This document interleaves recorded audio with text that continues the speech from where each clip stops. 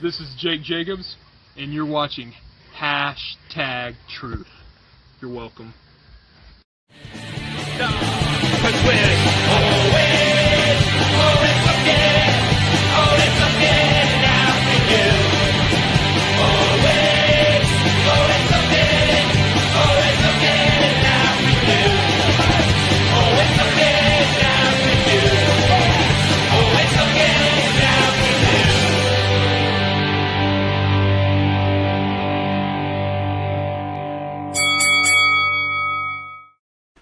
Hello, everybody, and welcome back to Hashtag Truth. I haven't been here in about a week, but we're going to go through a couple of short announcements, and then we're going to get right to the man of the hour, Mr. Entapryze.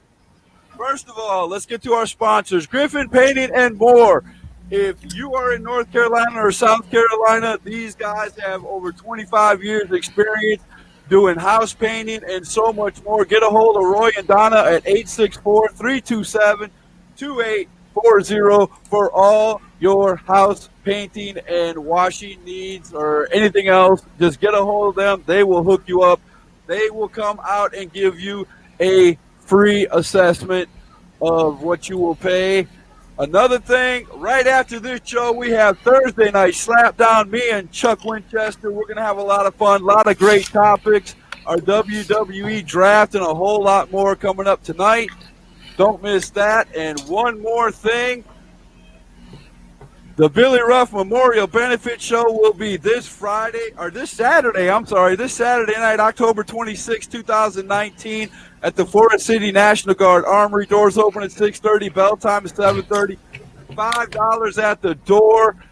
All proceeds will go to the Wright family to benefit Miss Anna Page Wright, the little girl you see right here in the middle of the screen. Show up, show out at the Armory. You know Hashtag Truth's going to be there front and center. How are you doing tonight, Mr. Entapryze? Scott, I am rolling. I'm fantastic. I'm 1,000,000%.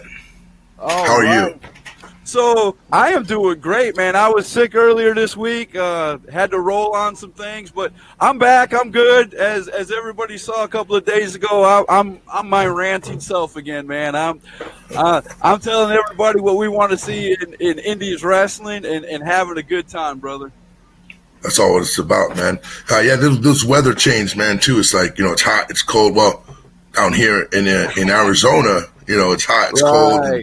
That's what I was about to say. If you guys don't recognize the name Entapryze, because most of my fans are from South Carolina and North Carolina, this guy right here is a wrestler out of Arizona. And he is a friend of Max Cortez. And when he got a hold of me and said, man, can I come on the show? I was more than happy to, man. I love getting wrestlers from all over the U.S., man. This makes me happy. I'm glad to be here for you, man. Appreciate it. All right, well, the question I ask every wrestler when they come on here from the independents, man, it's the question you get most asked ever. What got you into wrestling, man? What was the moment when you said, I've got to be a wrestler? That's pretty two things. When I was a little, I don't think I was ever little, but when I was younger, my dad loved wrestling. I remember staying up late with him watching Saturday Night Main Events, and we'd go to the shows when I'm originally from Jersey. Okay. I grew up in the Poconos, Pennsylvania, so the big resorts up there. WWE would come up there and the casinos and things like that, and my dad would take me all the time. And most kids played catch and they went fishing with their dad. Me and my dad was wrestling. Oh man, that's awesome. So it was real cool. He died when I was real young. My dad died when I was like 12 years old. So I always said, man, I'm going to be a wrestler because I knew that was the one thing that made him happy.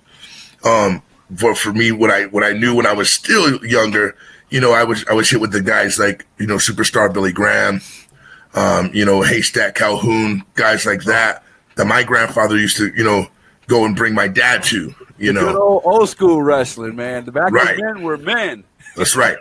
Bobo Brazil, Vern Gagne, guys like that were just, they would go to the lumber yards, down in Jersey and Hoboken, New Jersey, and things like that, or the armories, like the VFWs, you would say now, but down there. And my dad was just watching those guys, and so when I came along, it was like, the Hillbilly Jims and the Superstar Billy Grahams and the Poffo brothers. Before they were Randy Macho Man Savage, right? And I always saw Hulk Hogan and all those guys and Iron Sheik and Andre the Giant, Coco Beware, and they never did it for me. Like, I like Coco Beware, I like Tito Santana. When him and Rick D'Amato were Strike Force. Right, man. You're talking way back, bro. I love that. But like Demolition didn't do it for me. Legion of Doom didn't do it for me. And I know some people might get mad about that, but I needed something else. I was tired of seeing red and yellow shoved down my throat. If it wasn't Saturday morning cartoon with the Hulkamania rock and roll show where Hulk Hogan wasn't even the voice of his own character, that turned me off. If he wasn't guest starring on A-Team, or if he wasn't starring in a Rocky III movie or whatever, I got sick of Hulk Hogan. I love, I know Terry and he's a friend of mine, but I appreciate what he's done for the business for guys like me and Max and other guys to do what we do. But when I was a kid, it was just like, I was tired of seeing him. It was overkill. He was a great wrestler, but it was overkill, man. Vince McMahon knew he had a big star in Hulk Hogan, so he plastered him on everything, man. Right. The problem with that is hold on, Scott. I'm sorry. The problem with that is that I didn't want to be, I didn't want to follow the red and yellow. And when I first saw Macho Man Randy Savage, I looked at my dad and said, "Who's that?" He's got the glasses, the bandana, the sequins, and he walked out with Miss Elizabeth, and I said, "I'm gonna give me a girl like that." No, don't forget he had that Jersey talk too. Oh yeah, right, yeah, that's right. Everybody knows me. I can do a little impression of Free Kill them to me, Randy Savage. These are the chuck liver. Oh yeah. That's it. There you go, man. That was the point for me. I wanted to be him. I wanted to be like him. I wanted to walk like him, talk like him. But like I said, it was more about my dad. My dad watched him. Whether Savage was a heel, a baby, it didn't matter. I liked him. I loved him. Right. And I saw guys when he fought guys like the Natural Butch Reed. The very first match I ever saw Macho Man Randy, I think it was a Saturday morning Superstars. He fought like a jobber. But the first real match that I paid attention was Macho Man Randy Savage versus Bruno Sammartino. Oh, and I was like, man, this is crazy. Because now it's young lion and old lion. My dad's rooting for Sammartino. I'm rooting for Savage, who's the heel.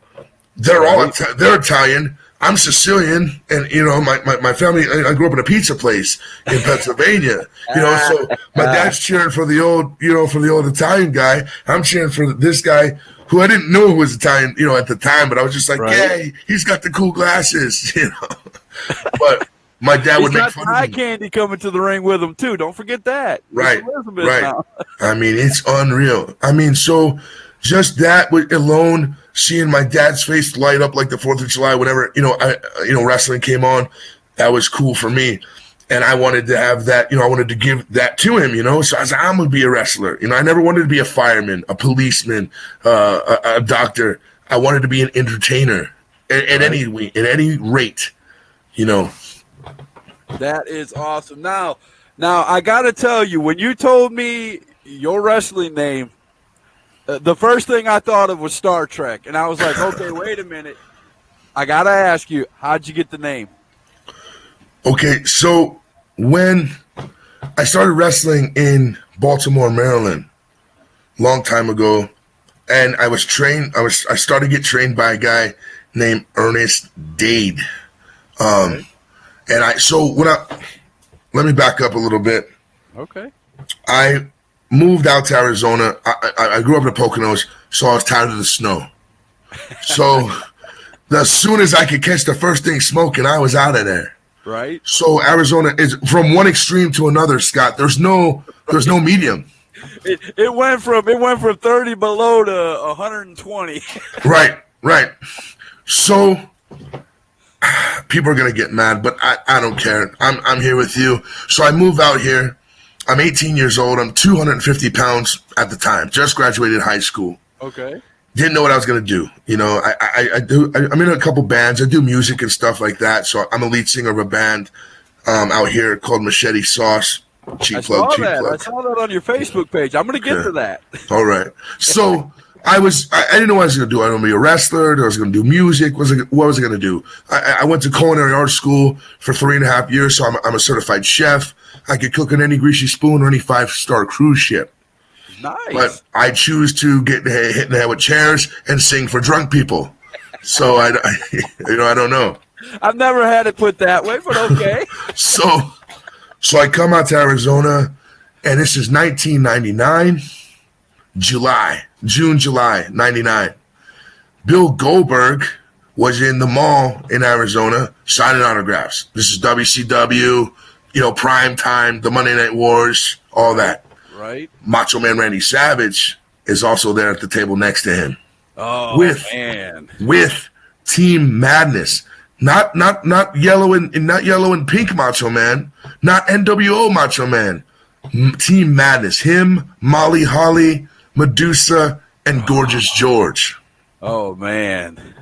So I took a 3.5 days Greyhound bus ride from the Poconos, Pennsylvania to Tucson, Arizona. 3.5 days on a bus, Scott. Wow. No good for a big man like me. No, sir. Okay. But the end result was worth it. Right. So I came to Arizona. I get here. I go to the mall. It's like a week after I'm here. I see this in the newspaper that WCW, NWO presents whatever. Boom, these guys at the mall, the Tucson Mall. And I said, man, this is my shot. What do I want to do with my life? 18 years old. Here it is. It's in the paper. So I go and I stood in line for 2 hours to meet Bill Goldberg. And, up front, you had, to pay $25 or $20, whatever it was back then. You got an autograph picture with them. And, hey, Joanna. My cousin said she met Macho Man. He was sweet. He's too sweet. He's a little too sweet like that. And, so I stood in line for 2 hours to meet Goldberg. And I'm a young, dumb kid. I'm hungry, but I'm like, I don't know. He's got 1 million people he's got to sign autographs for. But I don't care about these guys. I want to talk to him, Right. So I stand in line and I say, Goldberg, I'm 18 years old. I'm 250 pounds. Use me. How do I become a wrestler? He goes, look, kid, I got a line. If you don't have $20 to get an autograph, get out away from my table. And I was like, oh no. So I walked away with my head hanging down. I met Goldberg a few more times after that. He made up for that. But I understand he was on a time crunch, things like that. Right. So my brother said, man, you got shot down. I said, look, I got to go meet Savage. That's why I really came here. Okay. I told my brother, sir, if Macho Man Randy Savage treats me like Goldberg did, I'll never become a wrestler. Because this is my guy. This is the guy I watched. Right. So I stood in line for another 2 hours. I walked up to the table. I saw Gorgeous George. Googly eyes over them, Right. And I saw Randy. And I said, Mr. Poffo, oh my God, man, you're amazing. You're the best wrestler in the whole world. Hulk Hogan's got nothing on you. I'm your biggest fan. And I said, I'm sure you hear that every day. Right. I said, but I am. And then I said, I can even do you, man. I can even do you. And he's like, you got the juice, you could do me. And Gorgeous George and Medusa are like, do him. And I said, freak out, the Macho Man, oh yeah. And he was like, pretty good, kid, but get in line, everyone's after me. So I didn't have money for an autograph. I said to him, Mr. Poffo, please give me, 10 minutes of your time. I just want to pick your brain. I'm 18. I want to become a wrestler. I've been watching you all my life. Point me in the direction. How do I do it? Right. And he was a guy who wouldn't leave a table until every autograph was signed. Even if he missed his plane. He was one of those guys. Right. He told me to give him 30 minutes, and he'd give me 30 minutes. I said, deal. Wow. I sat in the food court and watched him sign autograph after autograph after autograph. And now it's like 45 minutes. Now it's an hour. They're kind of rushing him through now because he's got to get going. Right. And Gorgeous George and them, they got on they walked over, and Gorgeous George said to me, she goes, Randy didn't forget about you. He's going to walk us to the car. He's going to come back and talk to you. I said, oh, wow, man. Now I'm, Wow. Scott, I'm like drooling at the mouth, I'm like a kid in a candy store, man. And I'm just like, oh, my God. So he walks out. 5 minutes later goes by. I said, oh, man, he screwed me over, man. Just like Goldberg. It's not meant for me to be anything in wrestling. I should just go get a job at McDonald's. Oh, no. And I get up and go to walk away, and he comes in and goes, thought you wanted to talk. Where you going, kid? I said, hey, you came back. Mr. Puffa, oh, my God. Again with the, being a mark and whatever. Right, he said, calm down, have a Coke. Bought me a slice of pizza. Scott, he gave me an hour and a half of his time. Wow. Nicest guy in the world, man. He Wow. told me, if you want to get in this business and be a superstar and be Hulk Hogan and be Macho Man and Ultimate Warrior and all those guys and make millions of dollars and beat people up, he goes, get up and walk away right now. He says, but if you want to sit in the car with 4 or 5 guys that you don't like for 6 hours, drive, 8 to 9 hours to a venue, that maybe if the show got canceled back then, you wouldn't know because we didn't have cell phones. You drive there and you get there and the show's canceled, or it got pushed back, or you missed it by a day. And you're scraping and scrounging. You have 6 guys who all stink living in one hotel room, And he goes, and you might get paid $30, $20, maybe a hot dog and a handshake.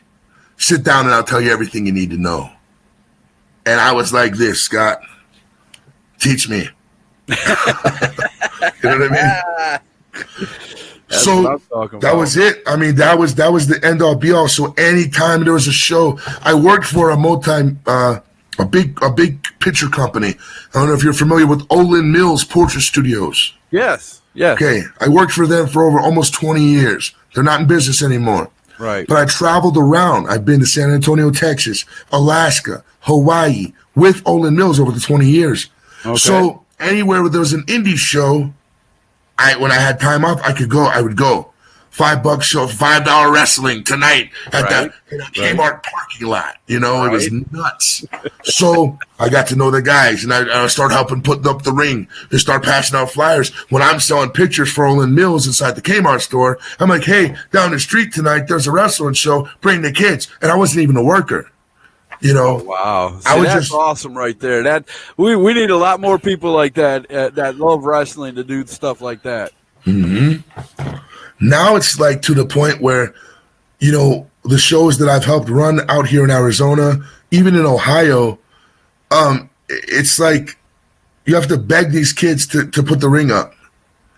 I'm like, you guys want to wrestle, sell your merch, sell your T-shirts, make money, have a good time, and have a place to perform, but you don't want to put the ring up? I don't understand that.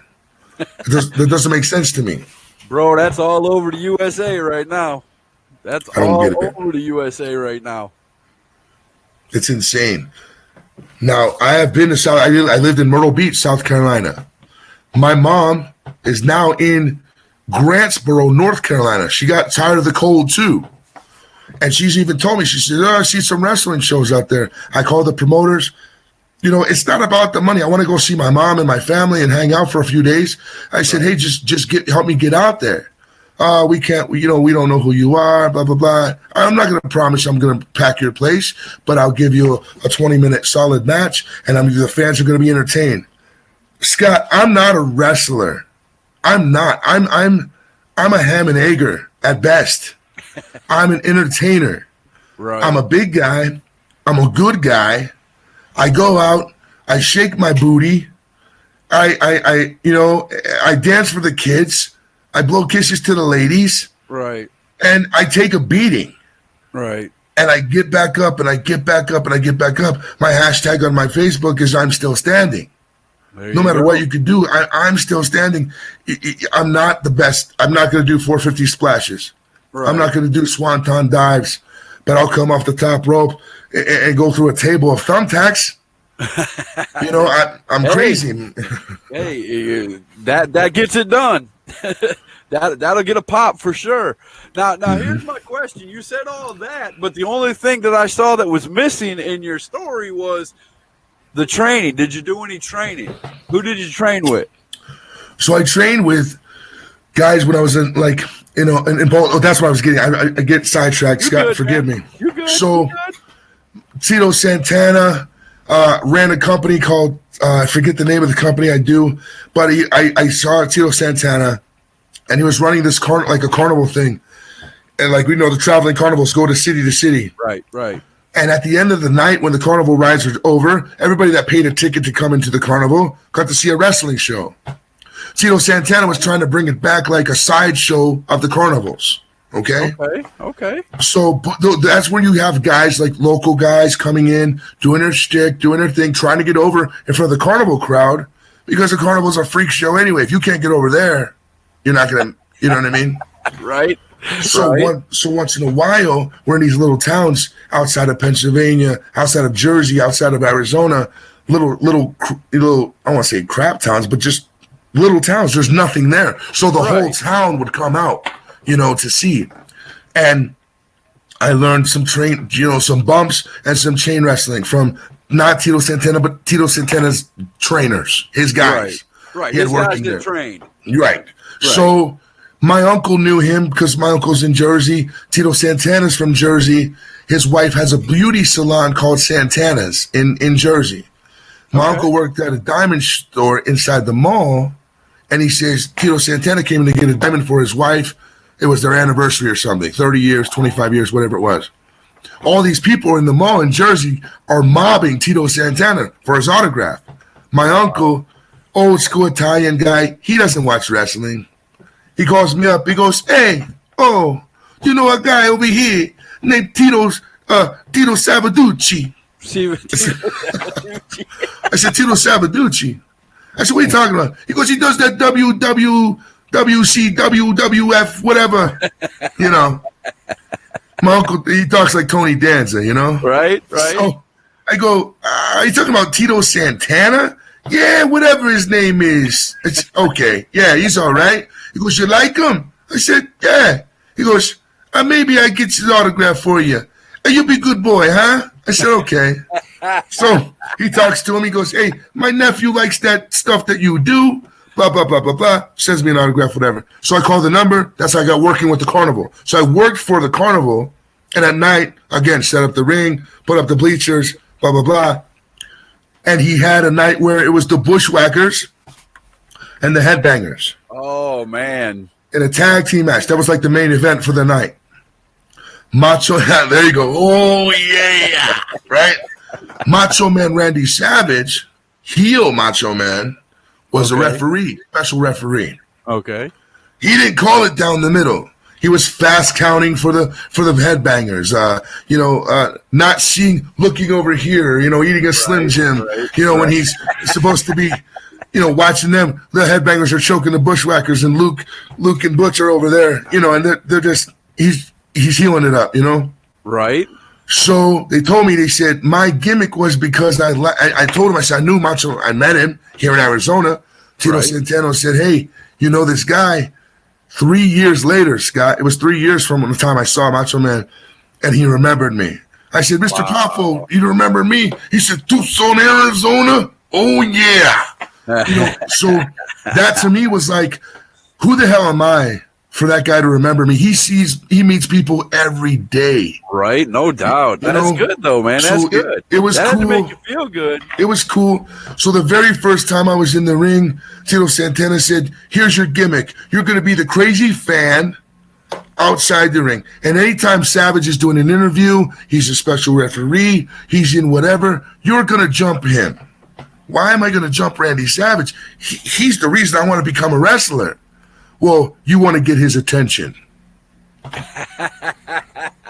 Okay, Tito, you're the boss. Yep. Macho Man's fast counting for the Bushwhackers, or for the Headbangers. He's trying to screw over the Bushwhackers. I slide in the ring. I get tired of it's all I can stand. I can't stand no more. Right. Security know what was going on. I slide in the ring with a chair. I crack Savage in the back with a chair. That's all Tito Santana told me to do. Right.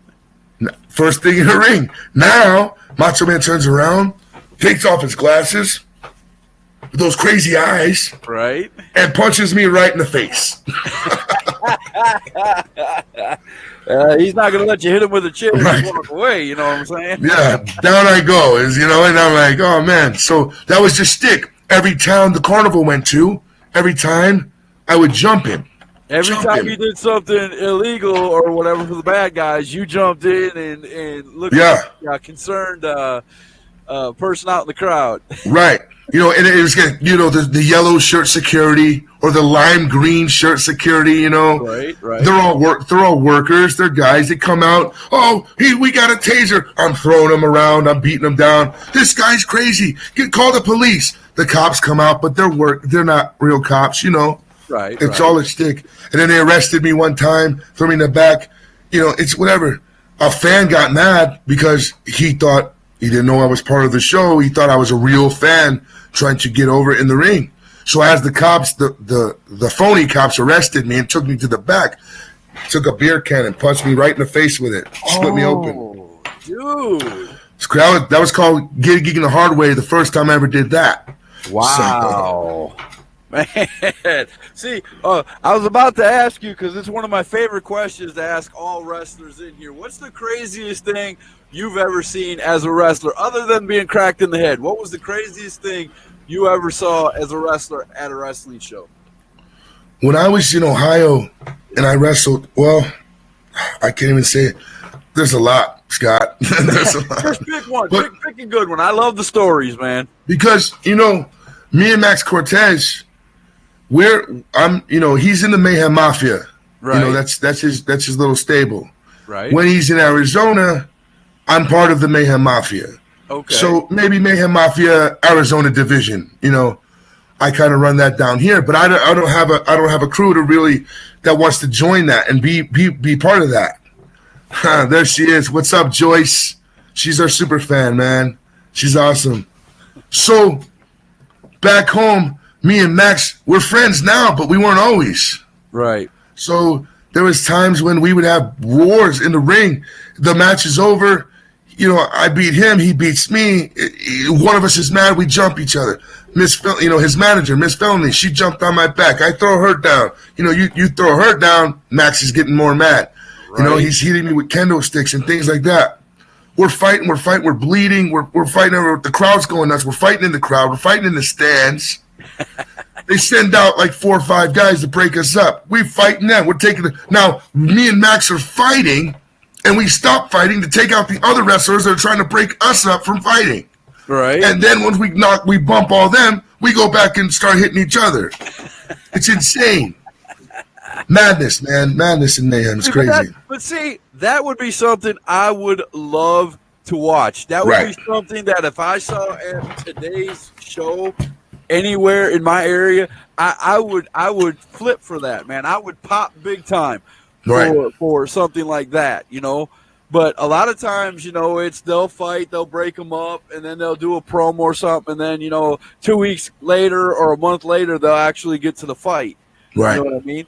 Where you're talking about, you fought all over the place. They tried to break you up. You're fighting all the people that are breaking you up. I mean, chaos like that pops a crowd. It gets excited, But at the same time, dangerous because there is those people that believe it's more than what it is. Right.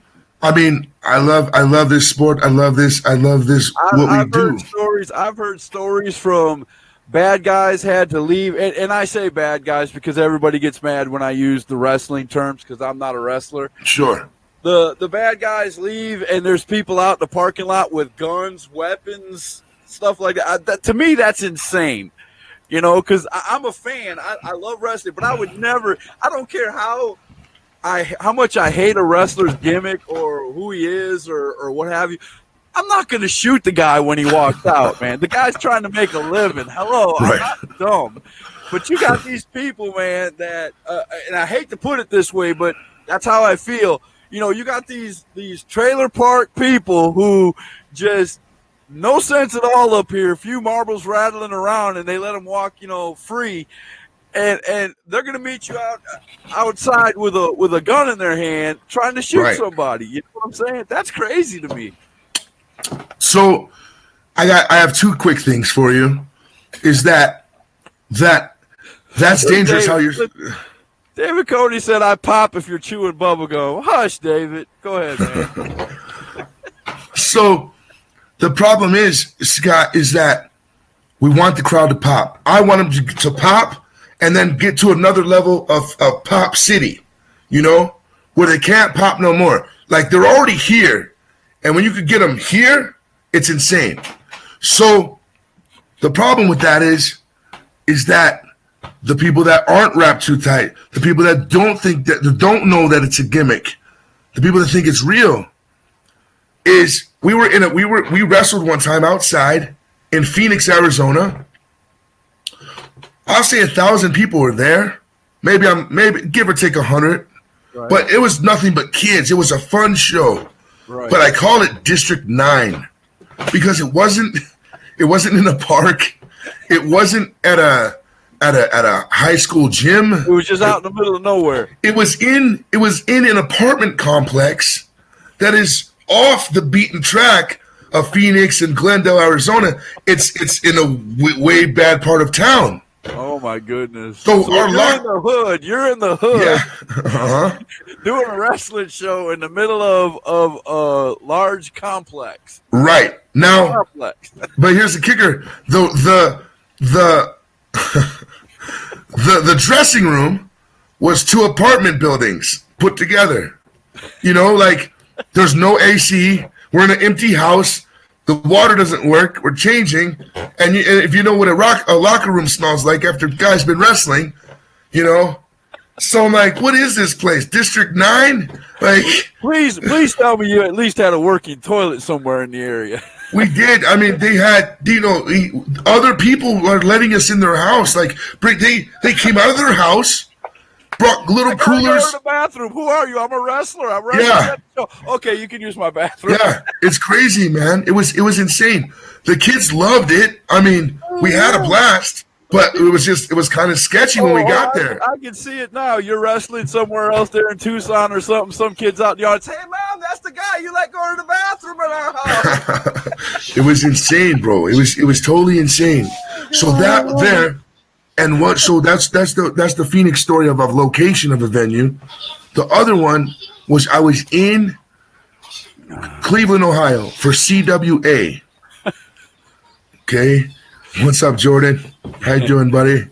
So I was in Cleveland, Ohio, CWA, Cleveland Wrestling Alliance for Off the Hook Wrestling. Okay.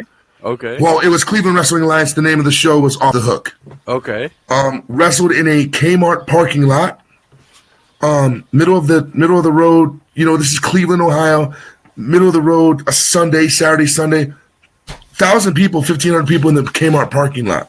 Oh, nice. Well, that's a pretty good crowd for a Kmart parking lot, man. Subway was our sponsor, our unofficial sponsor. One of the wrestlers' girlfriends worked there. She was the manager. All the guys got free Subway. Not too bad. There you go.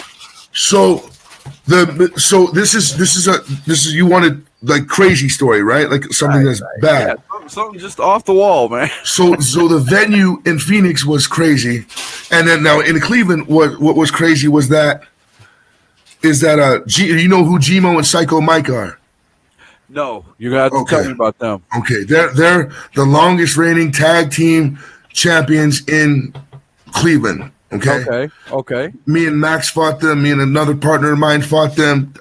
They fought Brutus Beefcake and Greg the Hammer. These guys, they don't lay down for nobody. They got the belts forever, Okay. But they run the promotion as well. They're good guys.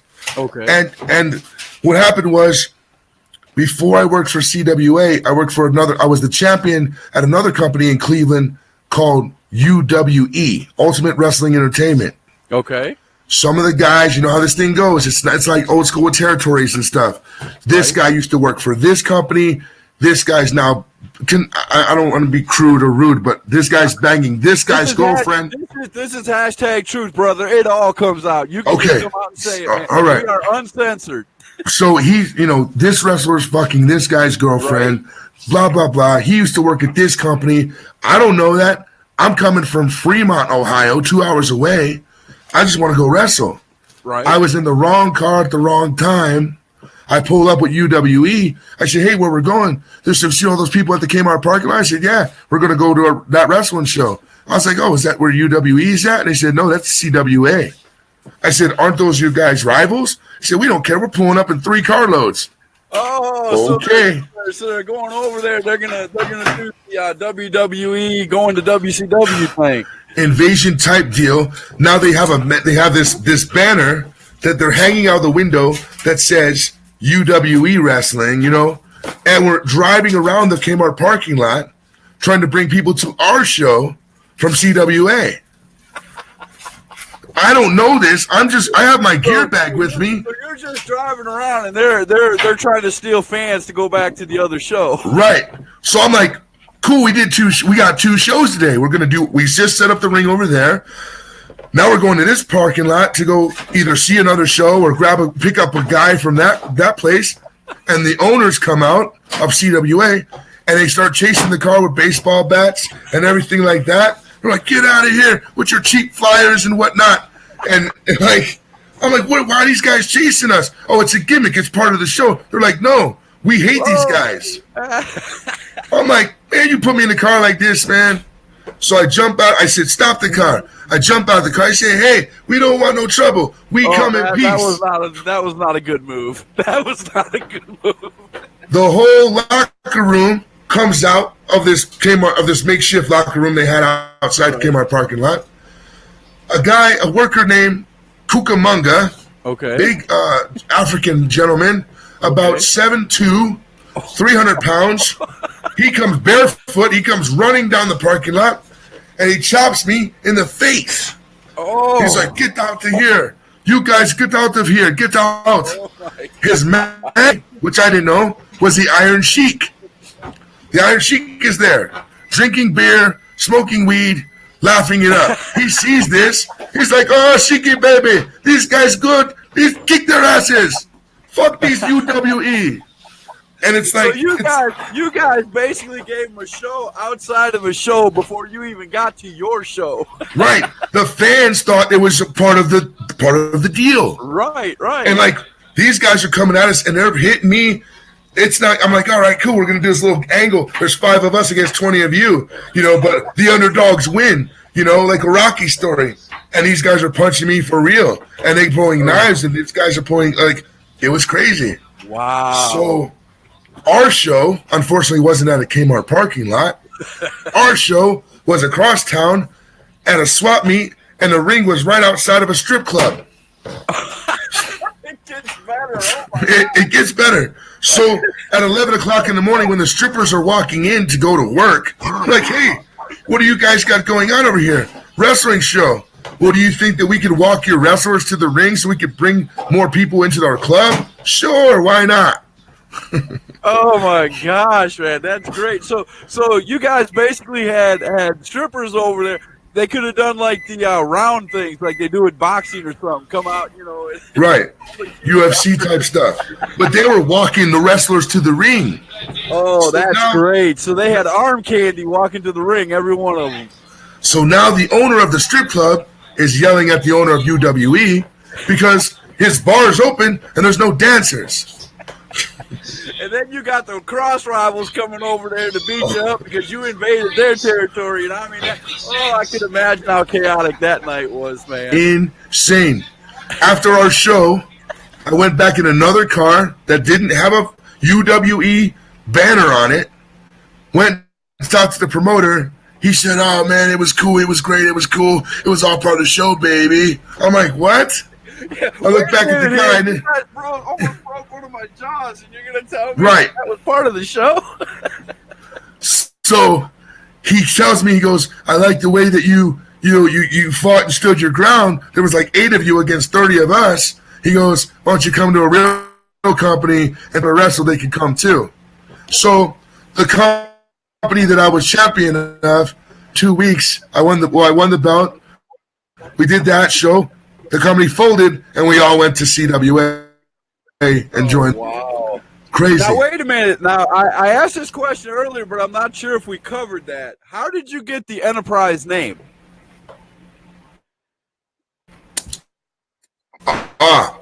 Okay.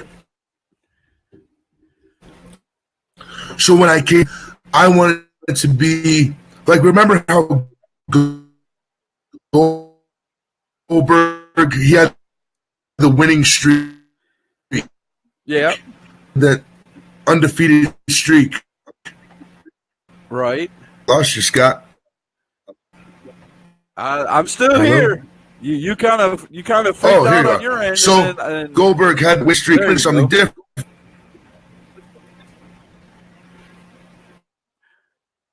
I'm losing you again. I think there's a delay.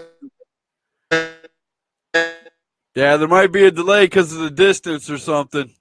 Let's give it a second, see if it'll work its way out. Enterprise was going good. Well, we're waiting to see if there you go. It came back. All right, there you go. So you was talking about Goldberg's winning streak and how you got your name. Okay, so Goldberg had that his for me. I said, man, I don't the prettiest, the best, whatever, but I am the Enterprise. So the Enterprise as a company, not as the ship. Star Trek. I got you. Enterprise rent a car. Enterprise rent a car. I never even thought of that one. Right. One man. Right. There you go.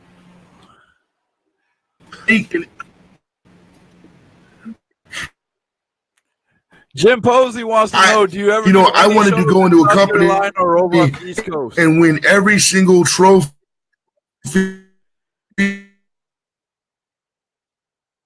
Oh, we're losing you, man. That is so sad because we were doing so good all the way up until this part.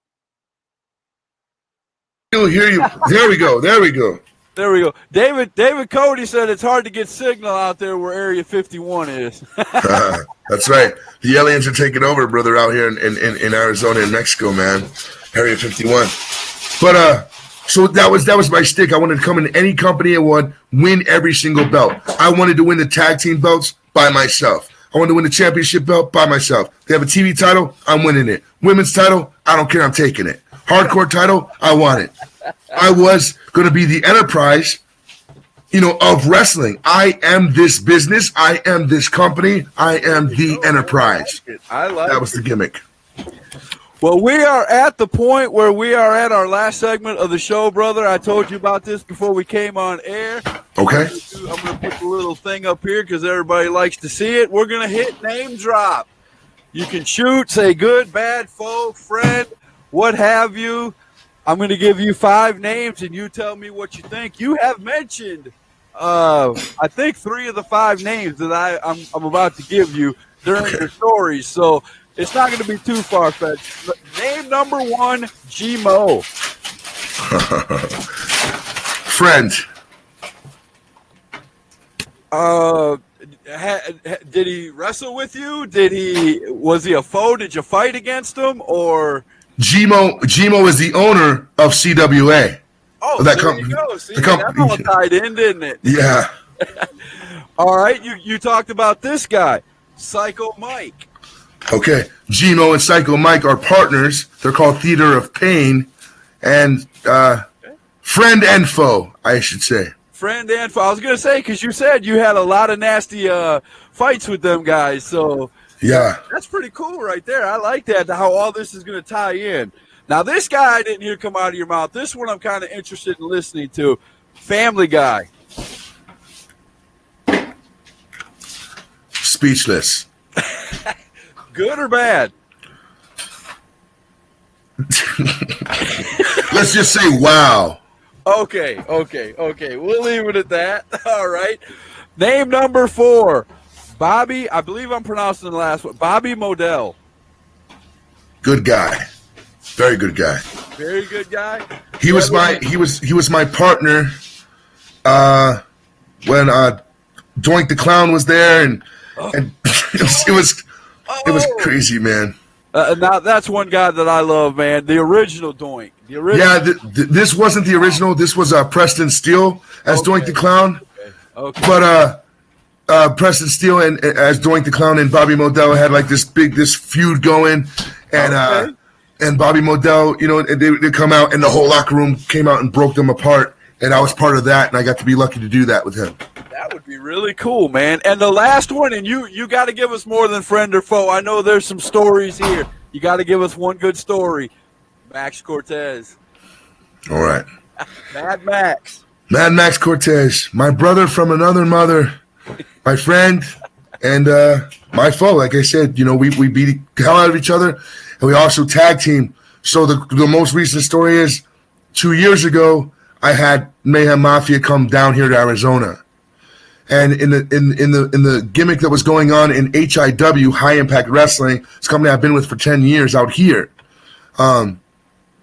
they just kept screwing Entapryze over, if you will, for a Tucson City Championship, for a main event title, for whatever it was. I could never. There was two guys. They were called Flash Tekka, Ricky Flash, and Azteca. Okay. And they were tag team. My sister at the time, her name is Justice Supreme, Justice Lee. She was my valet. So they would like kidnap my sister and like beat me down and whatever. Well, I did a number one contenders match for the Tucson City title, which this Azteca fellow had. Well, I win the match. So once I win the match, Ricky Flash comes out, and so does Azteca the champion, to show me the belt and say it's going to be me and you next show, blah, blah, blah, blah, blah. I'm dancing with the kids in the ring because my whole gimmick, if you don't, in real life, I was a bouncer for 10 years. Okay. So I was a bouncer. So I was always in the clubs. I was always partying. When I wasn't working, I like having a good time with the customers. So I always dance. That's where my gimmick kind of came from. A little extension of real life. So I'm a good guy, party guy. I wanted to be the whole company of wrestling. That's where the name came from. Right. But I wear the furry boots, the bandanas, the glasses, look the macho man. But I have a good time. I dance. So when I win my match, I dance with the kids. The kids get in the ring and they dance with me, you know? Okay. So these Flash Tekka guys came out talking junk, talking shit. The kids clear out of the ring because they think we're going to go. I should put the belt on the line right now. You know, get in the ring. Let's do it. Right. My sister's right there with me, Justice Supreme. She's like, you can't beat the Entapryze. How dare you guys come out and interrupt his victory? Next thing I know, my own sister turns on me. She low blows me, gives me a low blow. Flash Tekka come in the ring, and her and the two guys stomp a mud hole in me. Oh, see that right there. Just hearing that story right there. I don't know how much of my show you have watched. But my big old thing about #Truth and Indies Wrestling is my motto for this show is give me something to invest in. If I would have saw a show like that, man, I would be geeking for the next show. What's going to happen? I wish every show did that. Every time, man, give me something to invest in. So let me give you this. Once that happened, the place was, to get the pop is exceptional, right? Oh, yeah. But to get booed is like even more like breathtaking. Right. When my sister, who was getting popped with me 5 seconds ago. Right. As soon as she low blowed me, they hated her. Right. It was like Hulk Hogan turned NWO. I was going to say, man, could you remember the night in WCW when Hulk Hogan joined the NWO? I never, ever saw anything like that, dude. There were literally hundreds and hundreds of fans throwing trash into the ring, booing them. I mean, it was I still to this day, man, every time somebody says, as a matter of fact, now that you got me to thinking about it, I'm probably going to go back and watch it later tonight. It was one of the biggest things in my wrestling fandom. Right. It's one of the quickest things I will remember because I would have never thought Hulk Hogan would have turned. Never. Hulk Hogan's always been the quintessential good guy, the savior, you know what I mean? The yellow and red, you know, like you said. And when he turned, man, I went from hating Hulk Hogan to liking Hulk Hogan. When he was, you know, And then the NWO got stupid, and there was 20 branches, and it just got stupid after that. But the original NWO, the 3 guys, it was awesome, dude. Best thing I've ever seen in wrestling. So let me just wrap that little feud up real quick. Okay. Once my sister turns on me, she walks out of the ring. I'm laid down. She hit me in the nuts. They stomped the mud hole. I'm looking at her like, how can you do this to me? You're my sister. She grabs the champion and Azteca, and he lays a kiss on her. The crowd was pissed. Throwing popcorn, throwing cotton candy, calling them names. So not only did he take your sister literally and turn her, but then he took your sister by. Right. Oh wow, dude! That's deep. That's awesome. So that feud started where I needed help because I couldn't take the emotional strain for the character of I can't believe my family did this to me. Yeah, that's when the psychology comes in, and you got to have a part. Now I got Azteca, so I did a bunch of matches. I said, "Oh, Azteca, put the belt on the line." He goes, "Just because you won the number 1 contender match, you have to fight Ricky Flash first. You don't have to beat him, but if you survive, then you'll get your title shot." Okay. So, I got you. So now I fight. Just keep it going. Right. So the next show, here's where you're invested because now I have to fight Ricky Flash, and they say if he beats him, he has to fight the champion the next show. I already got you for 3 shows. Right. And now my sister is their manager. How does that work? You see what I'm saying? And now we want to sit there and see how that plays out as fans. We want to see how that ends up. So now it's my own sister turning against me. I have 2 guys that can beat me up anytime. If I'm fighting Azteca for a non-title match, Ricky Flash and my sister distract the ref. If I'm fighting Ricky Flash, then Azteca jumps in and interrupts. So I could never get a fair shake. That's when I set the promo, and I got on my hands and knees, and I said, "Hey, brother from another mother, I know you're out there. It's been a long time. I need your help. I need some backup." And Max Cortez came down. Nice. And that is when he became my tag team partner. We fought Flash Teca. Miss Felony was our manager. My sister was their manager. We went, it was a straight up tag team match. My sister and Miss Felony, they got into it, so we had some girl on girl action going on. Wow! And it was at a place out here called the Tanque Verde Swap Meet. Okay, right. There was maybe I say about 600 people there. Wow! That's a good show, man. Well, it's a swap meet flea market. And it's free, but so still, 600 people to show up and see you wrestle. It's a good time. That was fast, man. The moment. Me and Max Cortez, like the referee, he double counted. So I pinned Flash. I can't pin Azteca because he's the champ, and that's what they want to see me pin him. I pinned Flash. He pinned Azteca, and the girls were fighting on the outside. As soon as the referee counted 3, it started pouring rain. Oh.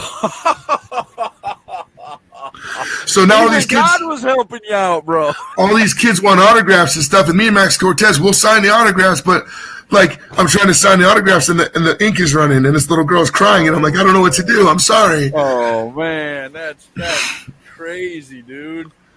But yeah, that's one of the better stories of me and Max Cortez. Like he was the one after the 6-month feud, he came out with me, because I went to HIW management. I said, I don't care if I have a partner. I'll take Flash Teca on by myself, handicap match. They said we can't do that, So I said, okay, I have a mystery partner, and it was Max Cortez who came down to help me out. So that was awesome, dude. Well, unfortunately, man, we are out of time. I got another show to start in just like 5 minutes. Can I say one more thing, Scott? Go ahead, man. Go ahead. It's all you. Because I don't want a bad taste in nobody's mouth.